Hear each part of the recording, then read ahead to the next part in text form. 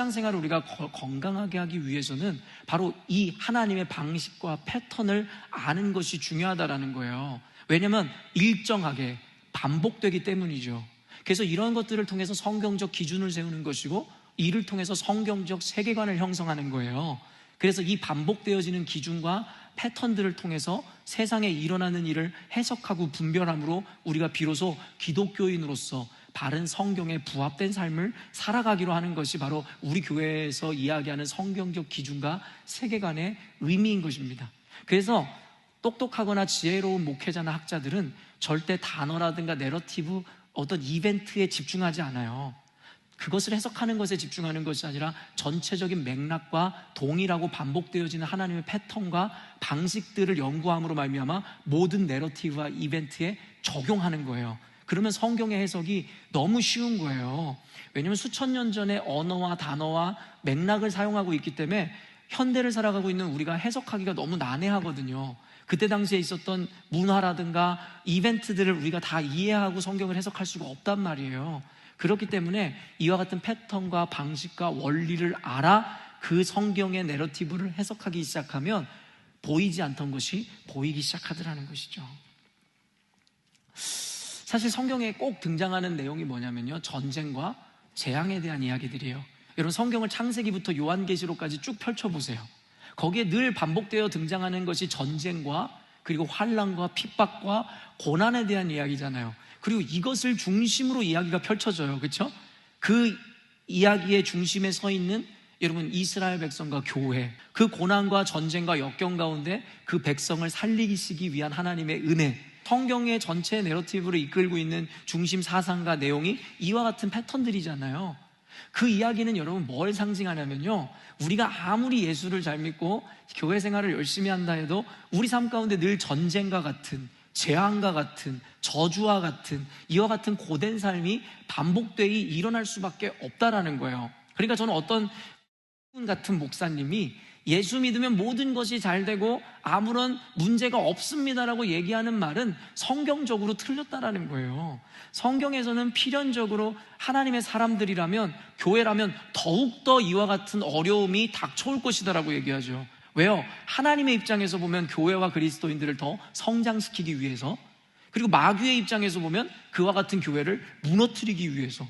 그런데 어떻게 예수를 믿으면 우리 인생이 늘 형통하고 만사태평할 수 있겠냐라는 거예요. 그건 애초에 성경적인 개념이 아닙니다. 듣기 좋다고 해서 미혹당하시면 안 된다는 얘기를 하는 거예요. 그래서 성경에서는 교회라고 하여 고난을 피할 수는 없을 것인데, 근데 그 고난에 대처하는 자세와 그것을 이겨낼 수 있는 방식들을 우리들에게 가르치고 있는 거죠. 그러니까 애초에 잘못된 기대가 우리를 더 실망하게 만드는 거거든요.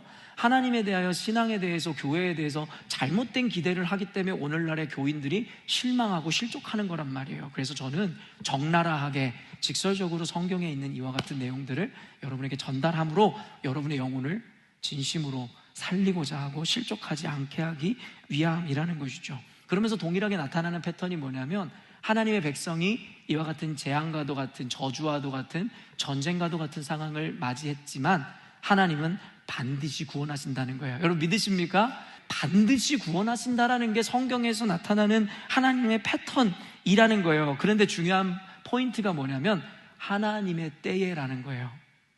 여러분, 우리의 때가 아니라 하나님의 때에 반드시 must, 여러분, 우리를 구원하신다라는 거예요. 여러분, 성경을 믿으시잖아요. 이게 성경에 나오는 하나님의 패턴이고 방식이다라는 거예요. 근데 우리가 이와 같은 사실이 자명함에도 불구하고 마음이 상하고 신앙생활하면서 실족하는 이유가 뭐냐면 바로 이 하나님의 때에 대한 개념을 이해하지 못하는 거예요.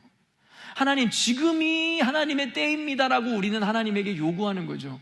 하나님, 지금 당장 내일 먹을 양식이 없습니다. 하나님, 우리 집이 지금 절체절명의 위기에 빠져 있습니다. 하나님, 지금 내가 사면초가가 되어져 있는 이 상황 가운데 있는데 이 때가 아니면 어느 때가 하나님의 때입니까? 라고 생각하는 게 우리들의 생각이라는 거예요. 근데 성경은 분명하게 이야기하죠. 하나님의 생각과 너희들의 생각은 다르다라는 거예요. 이 말은 뭐냐면 너희들의 때와 하나님의 때는 다르다라는 것이고, 그리고 성경에서 분명하게 규정하는 게 뭔지 아세요? 다를지라도 하나님의 것이 옳다라고 이야기하는 게 로마서에서 이야기하는 선과 악에 대한 개념일 것입니다. 성경의 이야기를 그리고 말씀을 믿는다면 지금 이 개념들을 여러분의 삶 가운데 적용하시라는 거예요.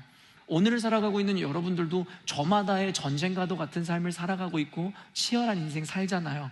경중을 비교할 수는 없겠지만 서로 각자가 관계적이든 재정적이든 물리적이든 아니면 관념적이든 각자가 다 어려운 가운데 있잖아요. 여러분 괜찮아요. 그게 정상이에요. 성경에서 모두가 그와 같은 것을 경험할 거라고 이야기했으니까요. 감기 바이러스처럼 말입니다.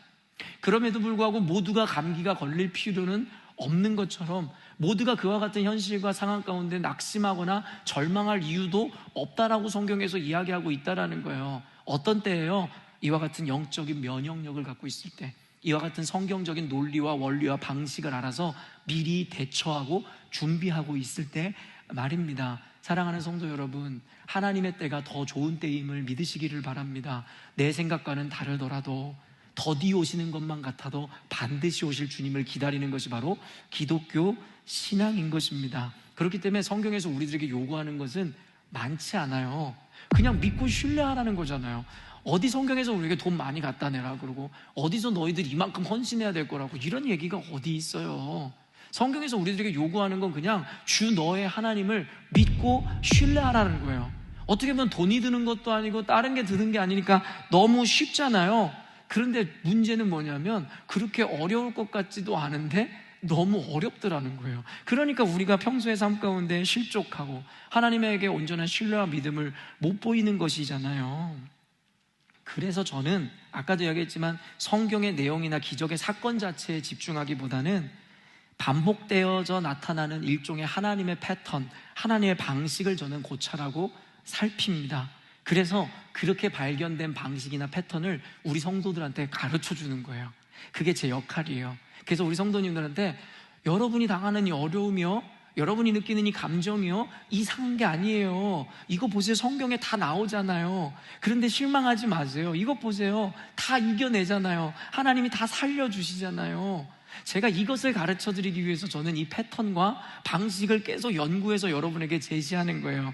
신뢰하는 것은 굉장히 쉬운 것 같지만 어려운 우리들에게 그 당위와 그리고 그 근거와 그래야 하는 이유를 설명하는 게 제 역할인 거예요. 그래서 여러분의 믿음과 신뢰를 더해가게 하기 위해서, 세워가게 하기 위해서. 왜냐하면 믿음이 이기는 거니까요. 우리 사랑하는 성도님들이 주님의 이름으로 승리하시기를 주님의 이름으로 또다시 한번 축원합니다.